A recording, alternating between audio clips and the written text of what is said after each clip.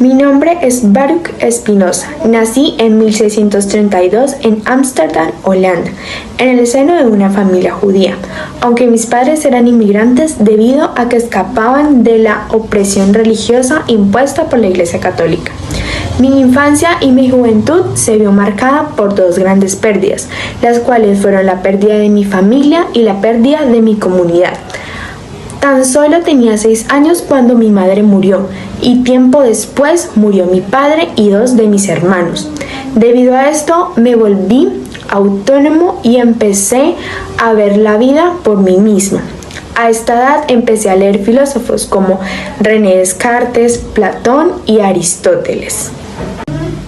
En cuanto a la pérdida de mi comunidad, a los 24 años fui expulsado y excomulgado de esta porque mis ideas transgresoras acerca de Dios, la religión y el alma se consideraban peligrosas.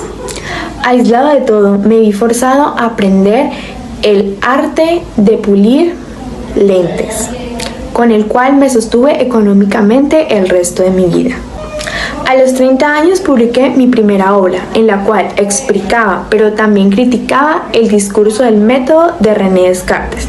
Esta obra me hizo famoso y me hizo poder interactuar con grandes pensadores de la época. Asimismo, me hizo blanco de feroces críticas de los seguidores de la filosofía de René Descartes y del clero. Después de todo esto, publiqué mi segundo libro, pero ahora de manera anónima, por riesgo a mi vida. Pero aún así, publicándolo de manera anónima, causé tal controversia que fue prohibido por los tribunales holandeses. Y aún después de muerto no dejé de dar lata, debido a que cuando mis amigos publicaron de forma póstuma mi tratado de ética, la obra no tardó ni 6 meses en ser prohibida por la Inquisición. Fui gran admirador de Descartes y de su nuevo método, igual que él abogó por empezar la filosofía enteramente de nuevo, y para ello estuve de acuerdo en que se necesita un punto de partida que sea absolutamente evidente y necesario. Pese al error de Descartes al iniciar por el yo, pretendo corregir su error y empezar por lo único necesario, Dios. Mi pensamiento filosófico parte directamente de Dios. Para mí, la sustancia es aquello que existe en sí. Para mí, el existir sí pasará a significar existir por sí. A lo que hago inferencia es que no necesitamos de ninguna otra cosa para existir, solo a Dios. Solo Dios puede ser y es sustancia, por lo que solo Dios no necesita nada más para existir. Todo el resto de seres dependen directamente de Él. Solo lo que no necesita de absolutamente nada existe en sí. De este modo, solo Dios es sustancia. La sustancia es infinita, única y necesaria. Infinita porque no hay nada que la limita. Única porque no pueden existir dos sustancias, solo una.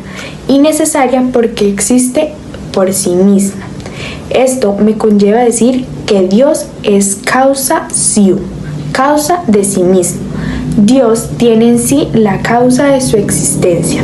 Con esto quiero decir que existe necesariamente. ¿Por qué?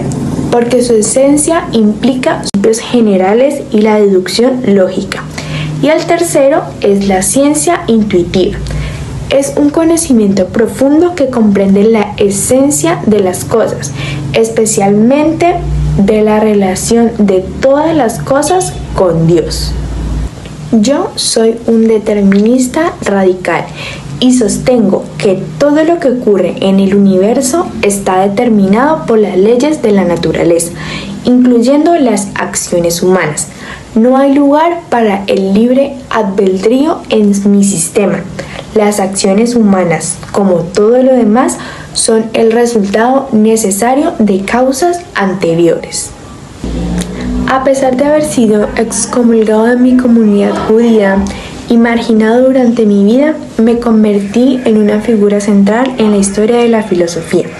Mi obra influyó en pensadores como Hegel, Nietzsche y muchos filósofos del movimiento ilustrado. Mi enfoque racionalista, mi determinismo y mi panteísmo siguen siendo objeto de estudio y debate en la filosofía moderna.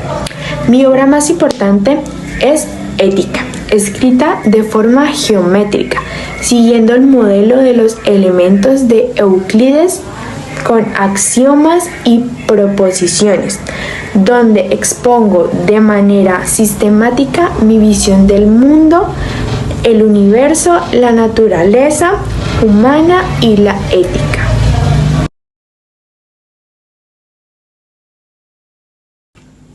Yo sostengo que solo existe una sustancia, que es Dios o la naturaleza.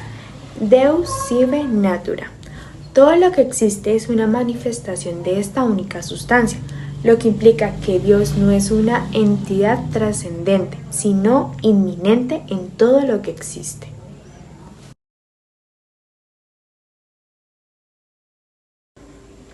Yo abogaba por un orden político que permitiera la máxima libertad individual posible, compatible con la seguridad y el orden. Fui fiel creyente de que el Estado debía garantizar que las personas vivieran de acuerdo con la razón y no con los afectos desordenados, promoviendo la paz y el bien común.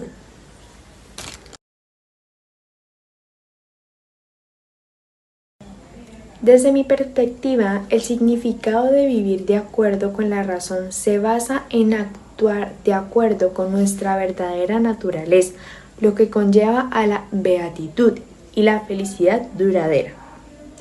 La libertad duradera hace inferencia al conocimiento de las causas de nuestros deseos y afectos y la superación de las pasiones mediante la comprensión racional.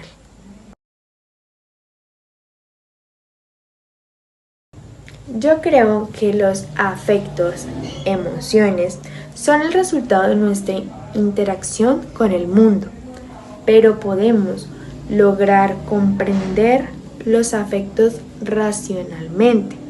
Al entender las causas de nuestras emociones, nos liberamos de su poder sobre nosotros.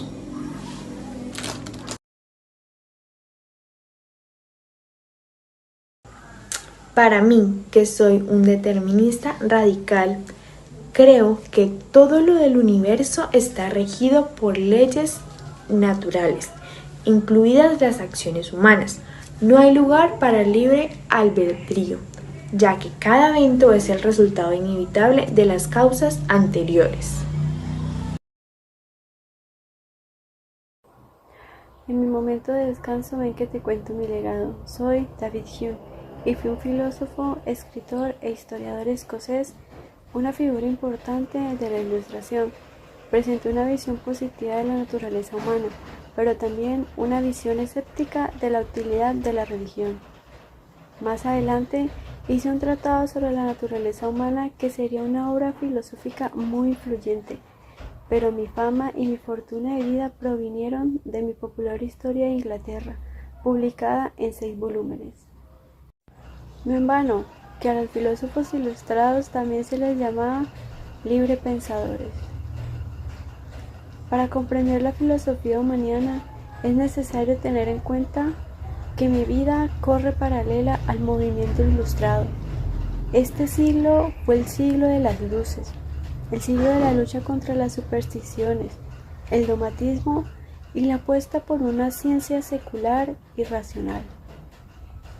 La Ilustración fue un movimiento de revolución del pensamiento en Europa y en Norteamérica, que se dio desde finales del siglo XVII hasta finales del siglo XVIII, y que supuso nuevos enfoques en filosofía, ciencia y política. Por encima de todo, se defendió la capacidad humana de razonar como herramienta para ampliar nuestros conocimientos, mantener la libertad individual y garantizar la felicidad. En el cuadro de allá, Barros Espinosa está. Con poca suerte, mi voz y mi legado alcanzará a escuchar. Realicé un tratado de Hume, en donde lo describí como la ciencia del hombre, lo que hoy en día se llamaría las ciencias sociales y la psicología. Inicié investigando qué constituye exactamente el conocimiento y concluí que solo se puede saber a través de la experiencia y la observación, con lo que eliminé cualquier concepto metafísico de mi obra. También eliminé cualquier posibilidad de idea innata. En mi opinión, usamos los sentidos para crear lo que yo llamo las impresiones. Si nunca experimentamos estas impresiones, entonces no podemos imaginarlas. Un ejemplo claro sería explicarle el sonido de un pájaro a una persona sorda.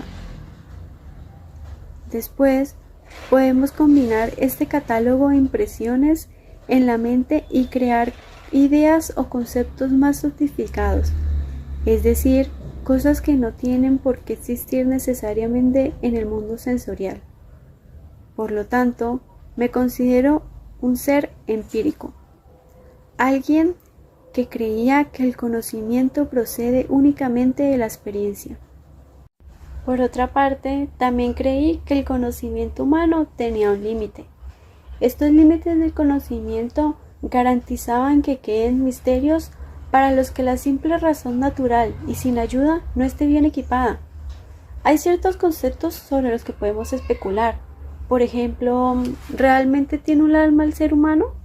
Sin embargo, estas especulaciones siempre seguirán sin respuesta.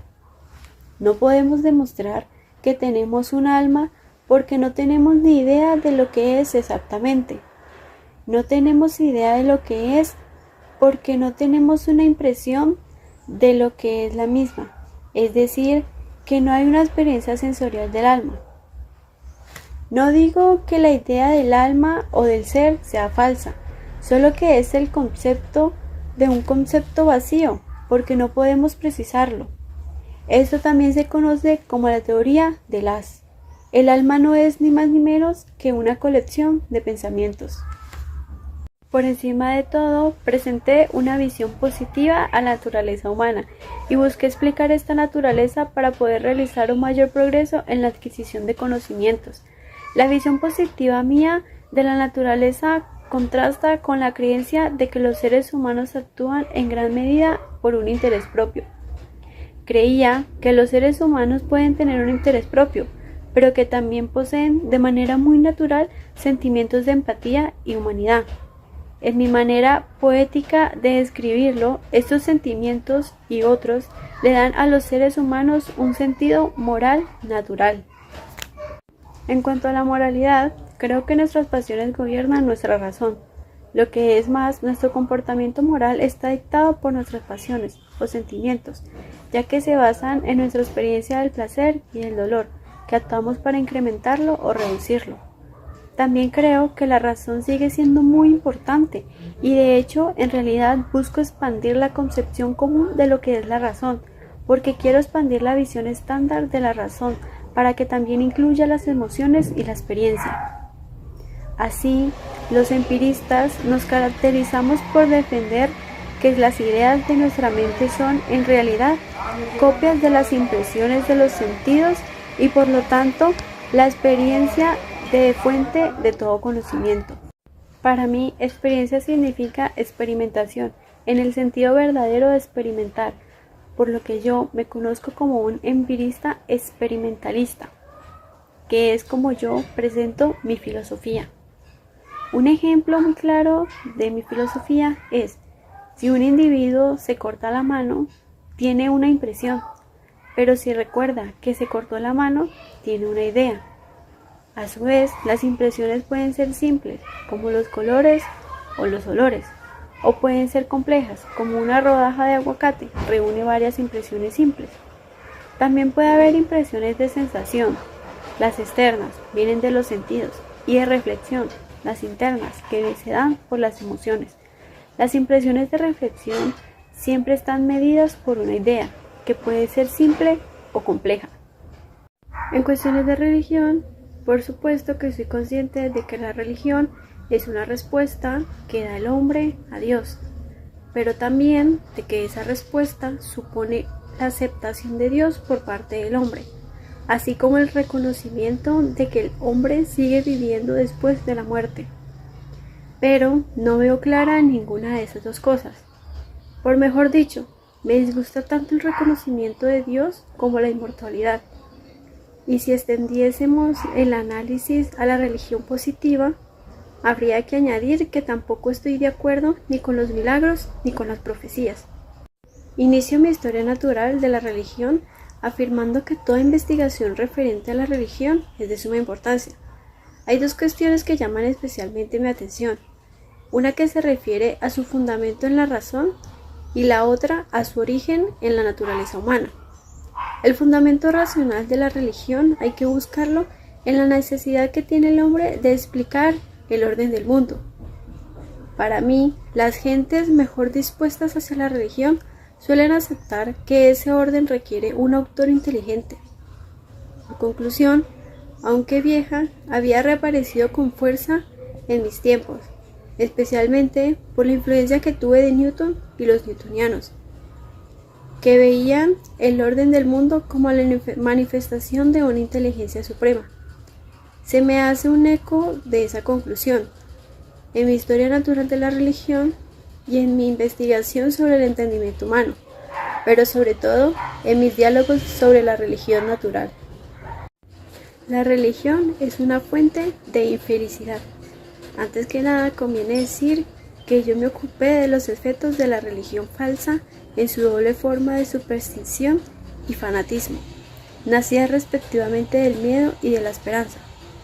Pero también me ocupo sobre todo de la superstición, porque si examinamos nuestros corazones o vemos lo que sucede a nuestro alrededor, podemos observar fácilmente que los hombres suelen caer de rodillas con más frecuencia, más por miedo que por esperanza, es decir, por miedo al mal que no desean que por esperanza del bien que persiguen.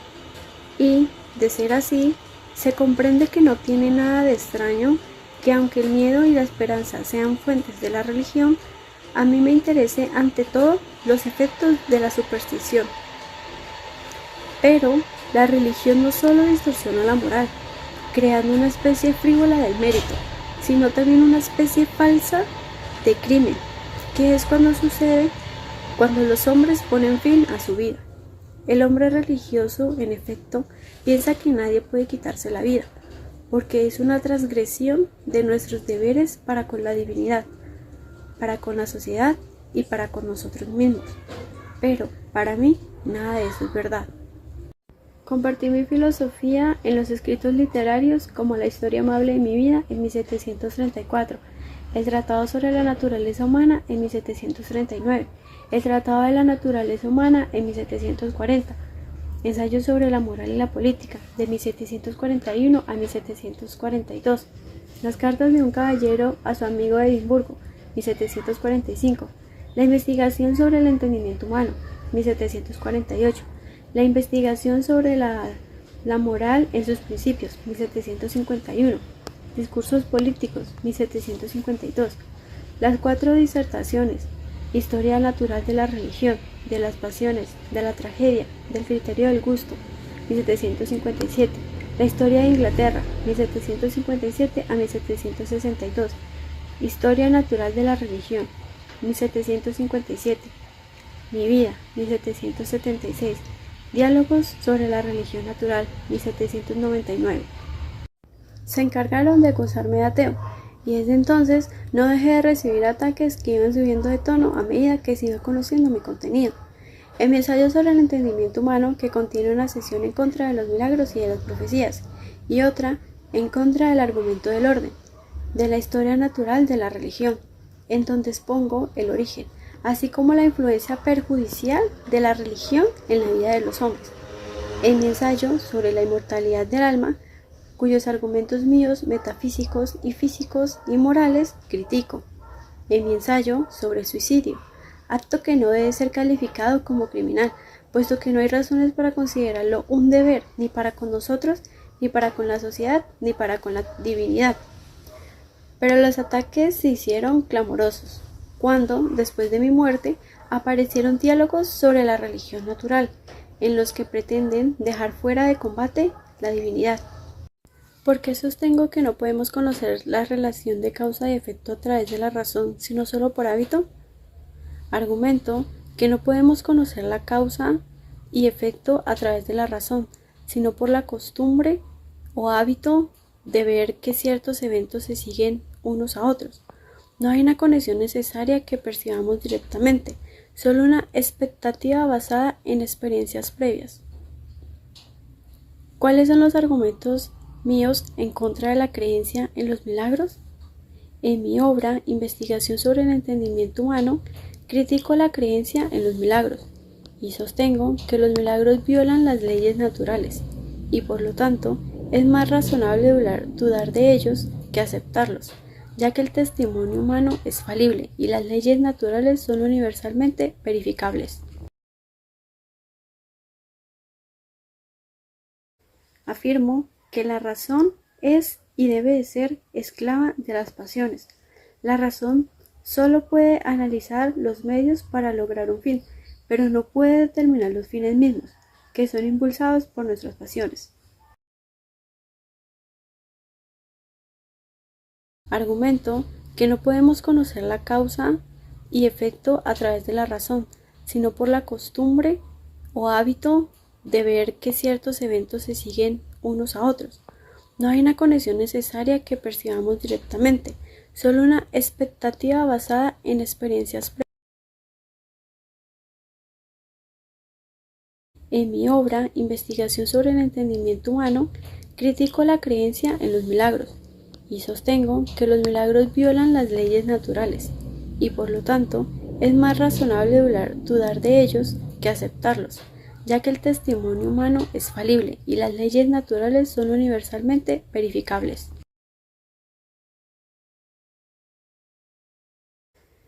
Creo que la moralidad no proviene de la razón, sino de las emociones. Los juicios morales son solo una cuestión de sentimientos y no de hechos. Decimos que es bueno o malo porque provoca sentimientos de aprobación o desaprobación. La verdad es que yo sostengo que no existe un yo constante. La mente es solo una sucesión de percepciones fugaces que cambian continuamente. No hay una sustancia o entidad subyacente que permanezca igual a lo largo del tiempo.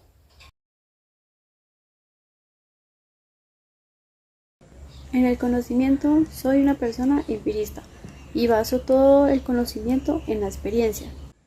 Yo, que soy racionalista, creo que el conocimiento más elevado proviene de la razón y la intuición directa, de las verdades eternas.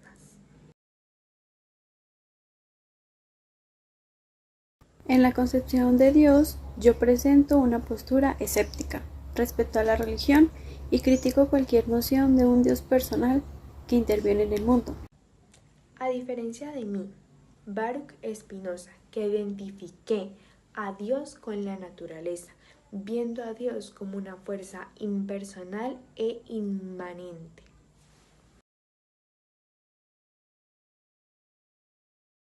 Para mí, la moralidad se basa en los sentimientos y las pasiones. Para mí se trata de vivir de acuerdo con la razón, lo que lleva a una vida de libertad y paz interior. Ambos reconocemos el papel de las emociones, pero Spinoza cree en su dominio racional, mientras que yo las considero fundamentales en sí mismas.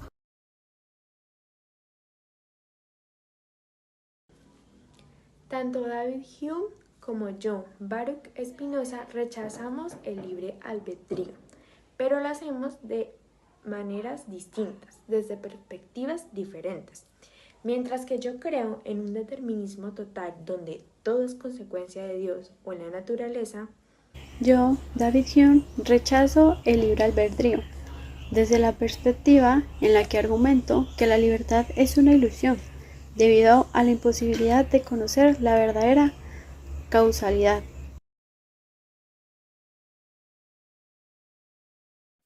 En la religión, yo adopto una postura más crítica y escéptica hacia la religión en su análisis de los milagros y en las creencias religiosas.